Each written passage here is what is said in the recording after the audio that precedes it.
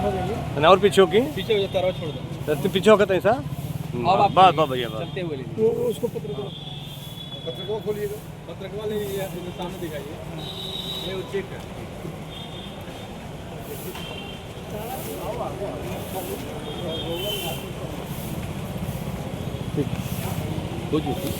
बोलिएगा। आप सभी मीडिया वालों का हमारा प्रणाम है।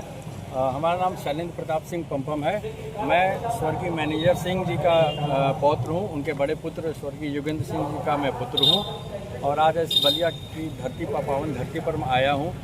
अभी विगत 2 दिन पहले 15 अगस्त को हमारे परिवहन मंत्री माननीय श्री जयशंकर सिंह जी, जो कि हमारे रिश्ते में हमारे चाचा जी लगते हैं, उनके द्वारा कुछ मीडिया में बयान दिया गया था एक सैन्य अधिकारी के लिए।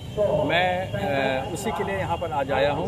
मुझे अपने परिवार की मान सम्मान प्रतिष्ठा और सैनिक के मान प्रतिष्ठा को के सपोर्ट में मैं आया हूँ, उनकी मान प्रतिष्ठा बचाने के लिए।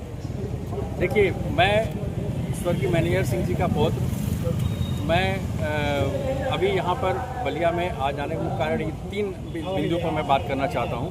पहला बिंदु, मैं स्वर्गीय मैनेजर सिंह जी के नाम को इस्तेमाल करके एक गलत तरीके से एक सैनिक का अपमान किया गया। दूसरा, एक 100 वर्षीय पिता जिनकी उम्र मेरे बाबा के उम्र के बराबर है, 100 वर्ष के पिता के अपमान के लिए आया हूँ।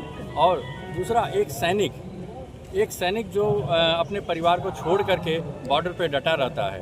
अगर सैनिक 2 घंटे के लिए बॉर्डर से हट जाए तो आधे हिंदुस्तानी डर के मारे उनकी मृत्यु हो जाए कि अरे अब मेरा क्या होगा।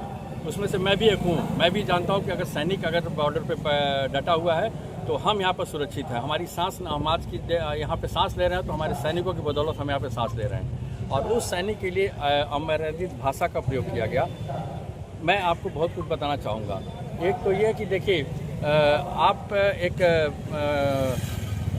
ऐसी पार्टी से जुड़े हुए हैं जिस पार्टी के माननीय प्रधानमंत्री माननीय नरेंद्र मोदी जी, आदरणीय हमारे मुख्यमंत्री जी योगी आदित्यनाथ जी, जो कि सैनिक के सम्मान में अपना सर झुकाते हैं। और आपके इन शब्दों की वजह से सैनिक का सर झुका है। ये कितनी शर्म की बात है हमारे लिए, हमारी इस बलिया की जनता के लिए। क्या बलिया की जनता ने आज के इसी बात को सुनने के लिए क्या इनको वोट देकर जिताया था?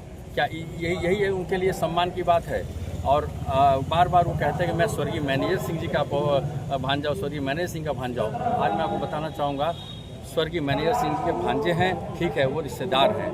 उनके जो भी उनके जो बच्चे हैं वो स्वर्गीय श्री योगेंद्र सिंह मेरे पिताजी, स्वर्गीय नागेंद्र सिंह मेरे चाचा जी, और विजेंद्र सिंह जी जो कि अभी इस समय है हमारे गांव पे, वो मेरे चाचा जी। ये उनकी विरासत है।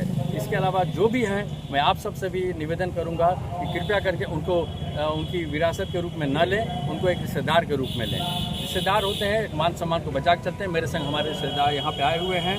स्वर्गीय मैनेजर सिंह जी हमारे ये भाई हैं, इनके नाना रहे हैं। आप ये सब लोग इस सम्मान को बचाने के लिए आए हुए हैं। और दूसरी बात, उन्होंने जो कि शिक्षा की बात की कि स्वर्गीय मैनेजर सिंह जी एक शिक्षा के लिए कार्य करते थे, शिक्षा में कार्य करते थे। तो आप सबको पता है कि उनके तमाम स्कूल और विद्यालय हैं यहाँ पर, जिसको कि इनसे ये पूछिए कि आपने उनके विद्यालयों को सुधारने के लिए आज तक क्या किया है। आप शिक्षक की बात करते हैं कि मैनेजर सिंह जी ने इतना ये किया वो किया, आप उस विद्यालय के लिए क्या किया?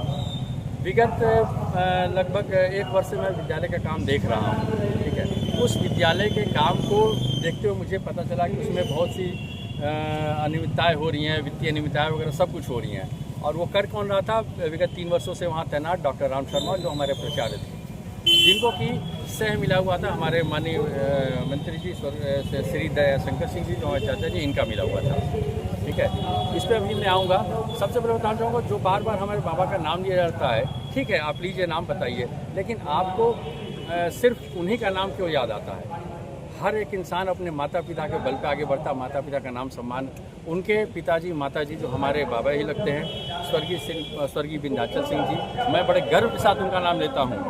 और जो दादी जी हैं आज भी जीवित हैं, श्रीमती तेतरा देवी, मैं बड़े गर्व के साथ उनका नाम लेता हूँ। फ़ख्र महसूस होता है कि वैसे बाबा दादी हमारे परिवार में जुड़े हैं, ठीक है। अब हम आते हैं शिक्षा पे।